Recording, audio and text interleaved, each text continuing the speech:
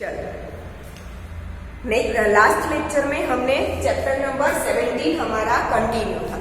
ठीक है, last lecture में हमने कौन से कहाँ तक पढ़ा था? जुपिटर, बृहस्पति तक, प्लैनेट तक हमने पढ़ा था। अब हम स्टार्ट करते हैं सैटर्न, जिसे हम हमारे इंडिया में क्या बोलते हैं? शनि। ठीक है, तो Saturn, beyond Jupiter is Saturn which appears yellowish in colour. ठीक है, सोलार सिस्टम में जुपिटर के बाद क्या आता है? सैटर्न, जिसे हम बोलते हैं शनि, और वो कलर में कैसा दिखता है? येलो जैसा। ठीक है, what makes it unique in the solar system is it's beautiful rings. ठीक है, सैटर्न को सोलार सिस्टम में सारे प्लेनेट से अलग दिखता है।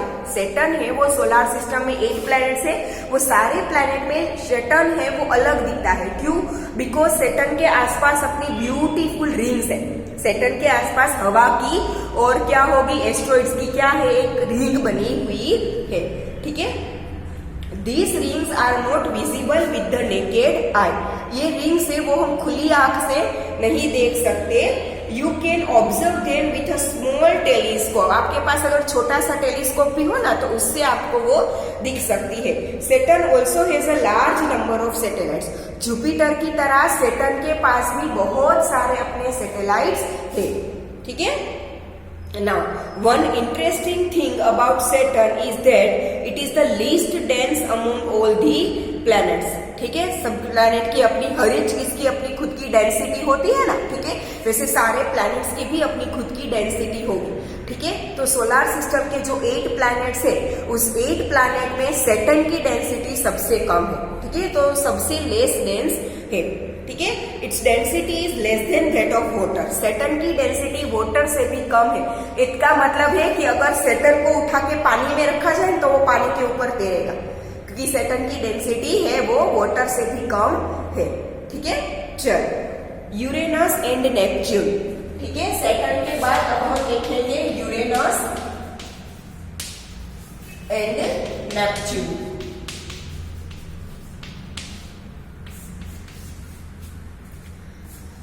These are the outermost planets of the solar system. ठीक है, सोलार सिस्टम के सबसे बाहर के प्लैनेट्स कौन कौन से हैं? Uranus and Neptune. They can be seen only with the help of large telescopes. बड़े बड़े टेलीस्कोप से ही इसे देखा जा सकता है, अदरवाइज नहीं। Like Venus, Uranus also rotates from east to west.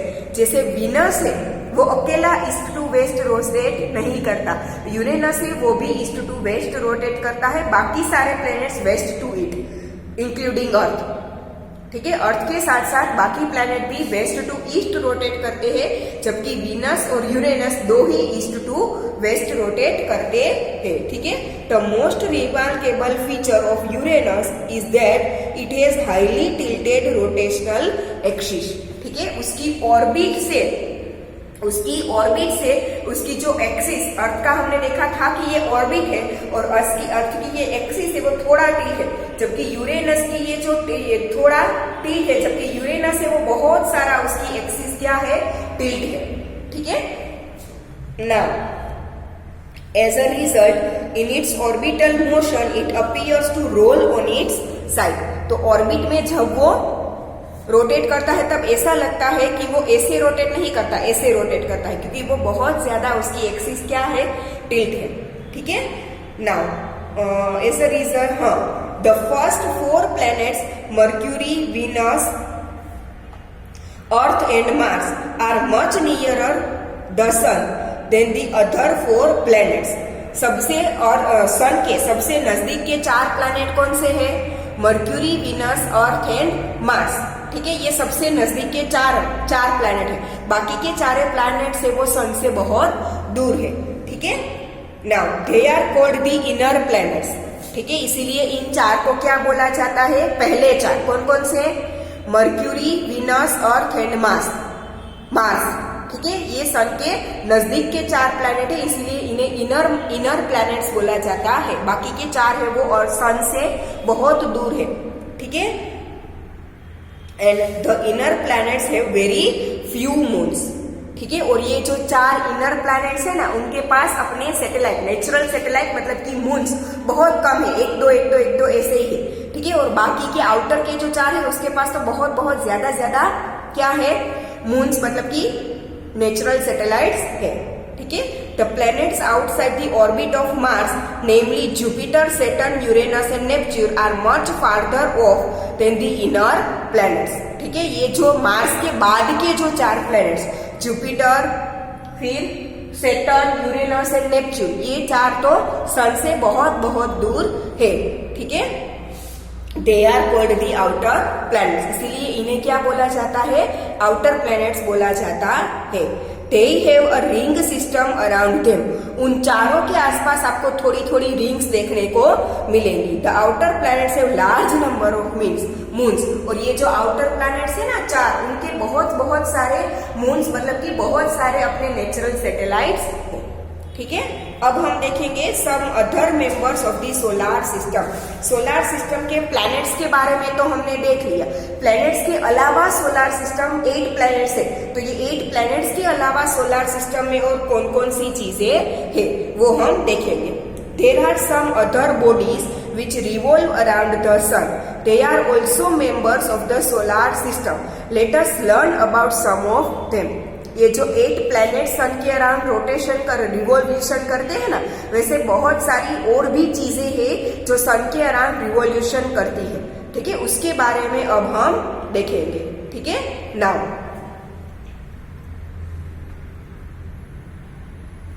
चलो, सबसे पहला है asteroids.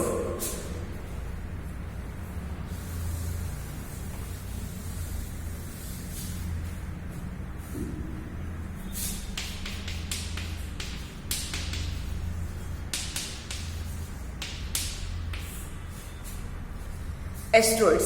There is a large gap in between the orbits of Mars and Jupiter.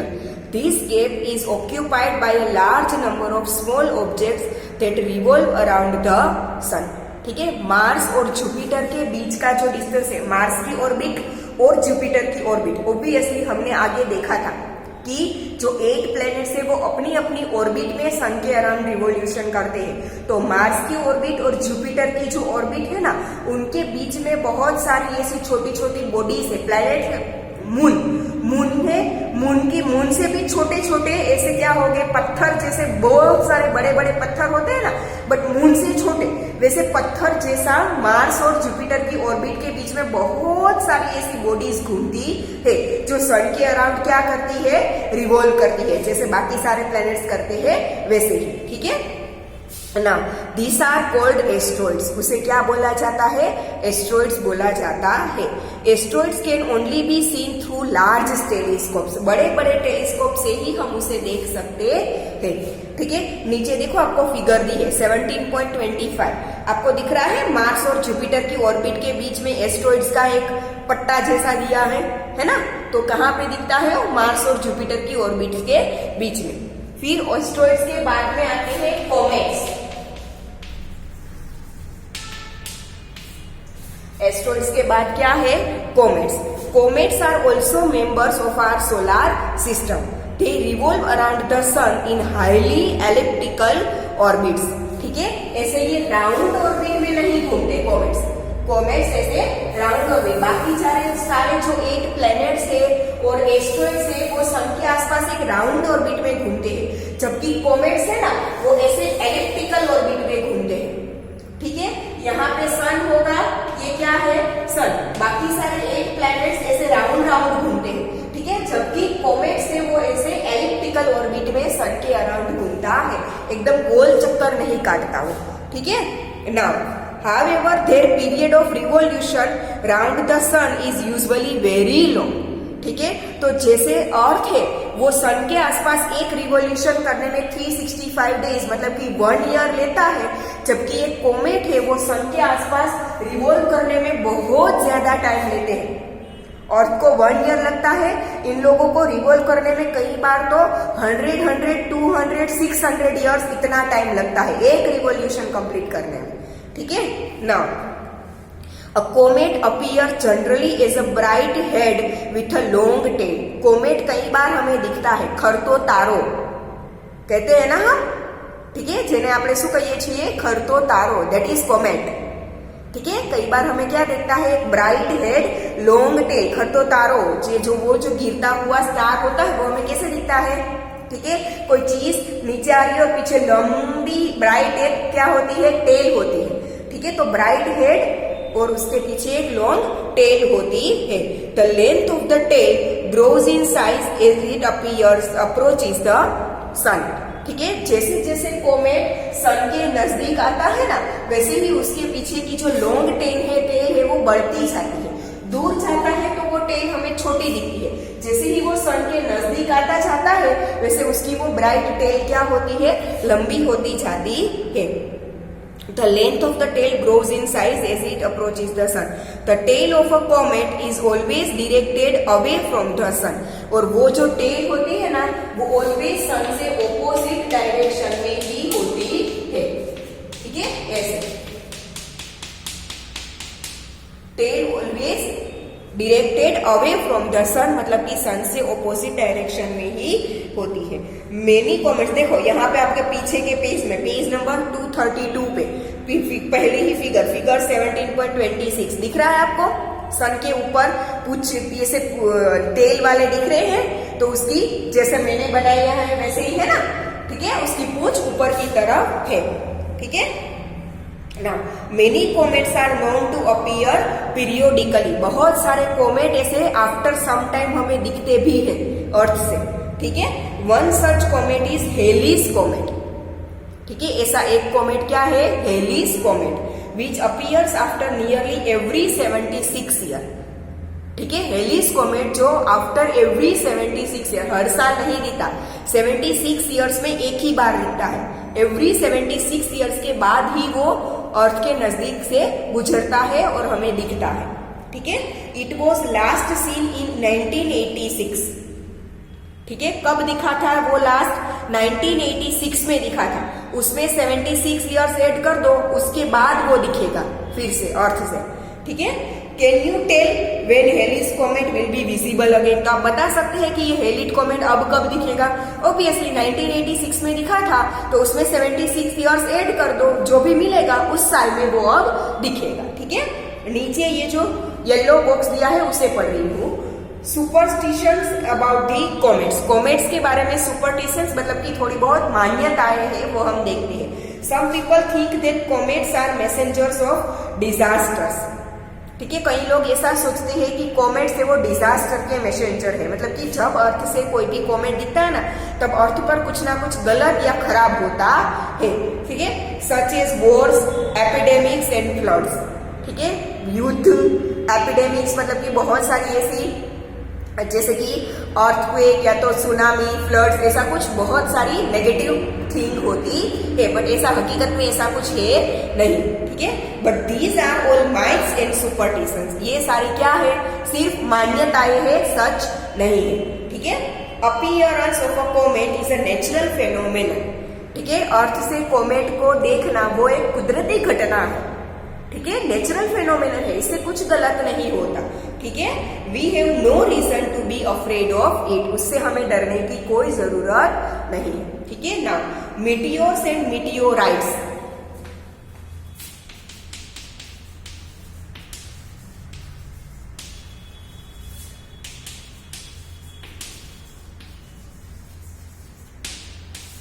Meteors and meteorites.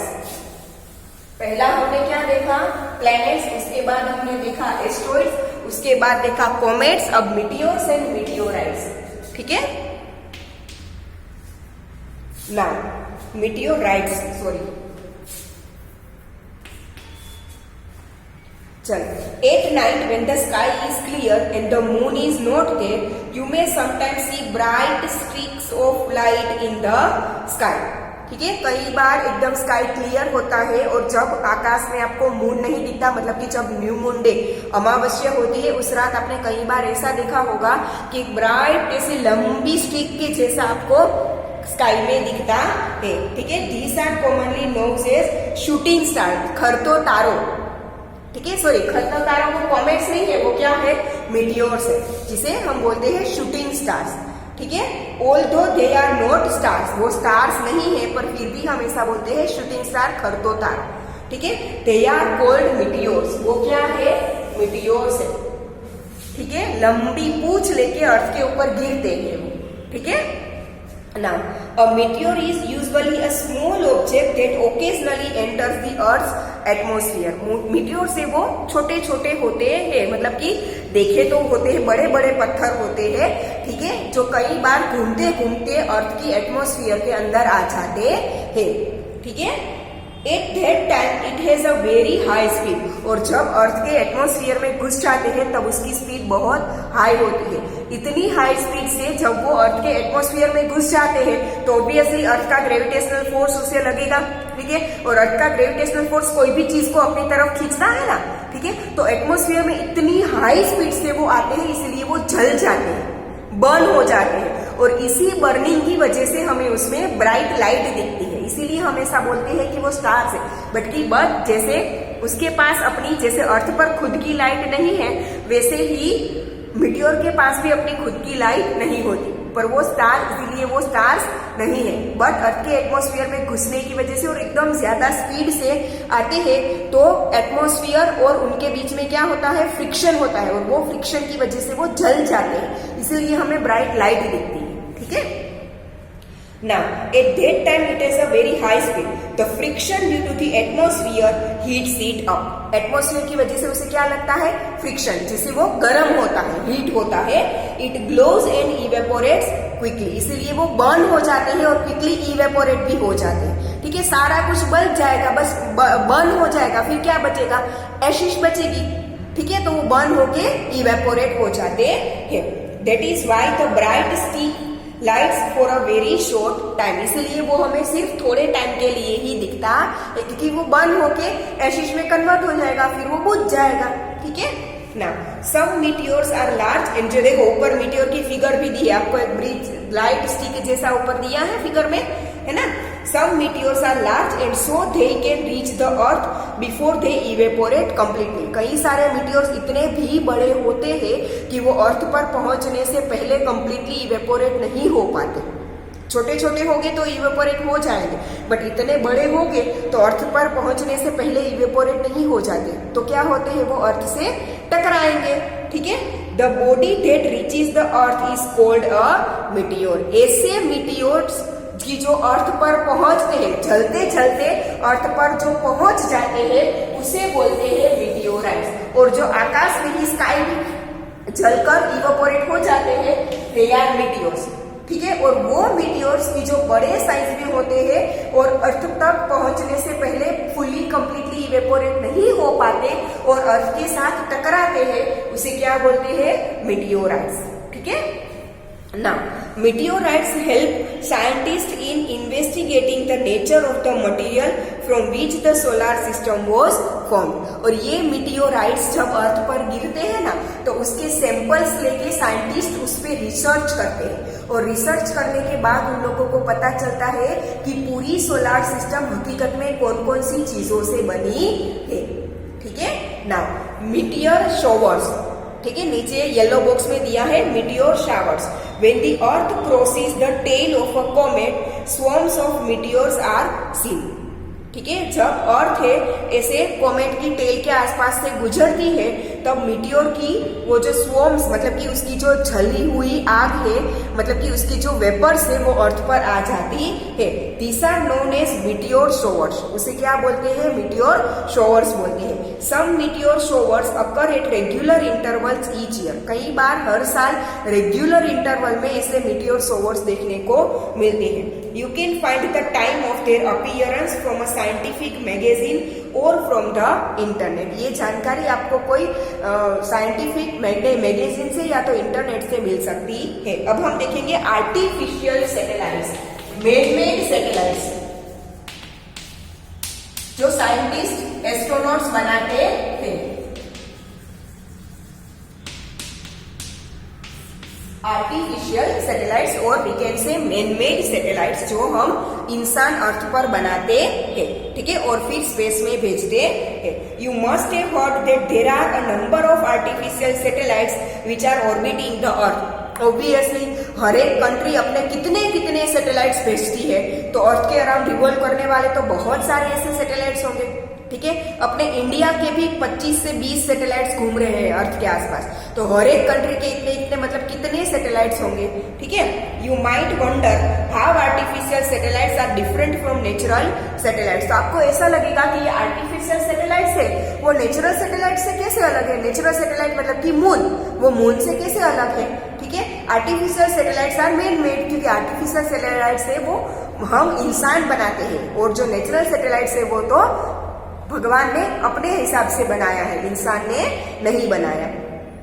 They are launched from the earth, वो earth से हम launch करते हैं, अर्थ से छोड़ते हैं, ठीक है।